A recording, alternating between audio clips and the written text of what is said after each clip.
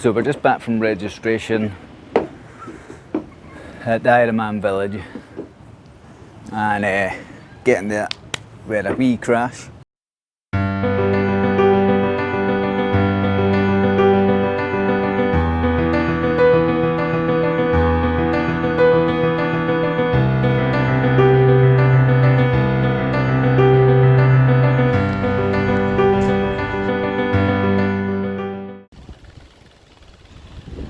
We made the cycle to the Ironman Village, a little bloodier than intended, but got registered and collected my transition bags, race band and swim cap, explored the vendors and stuff going on, bought a CO2 cartridge in case of any flat tires and a couple of gels, then cycled back to my apartment just about in one piece.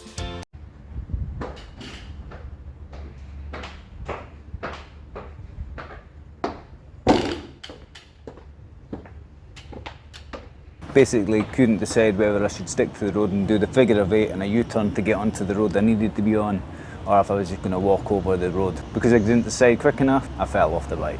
Schoolboy error. Had a look at the water as well today. The wind's picking up and the waves were looking pretty big and choppy. I've not had a look at the bike course yet. It looks fairly rolling hill. It should hopefully be quite similar to Lactae, which we did earlier in the year at the World Championship. I had an okay cycle there. So I've now had a look at the run course. I now realise that I'd already had a look at the run course. It's basically on the cycle route that I get to the Ironman Village and back, and it's a hilly one. I am worried about cramp. I've been struggling with cramp for the last 2 weeks. I had one major cramp in the pool. I actually couldn't continue my swim. So if that happens on race day, it's game over and I will need rescued from a boat. Just doing the finishing touches before I head into registration. Got my streetwear bag, which at the moment I'm just using for swim stuff. Cap, goggles, wetsuit, and a gel for the morning.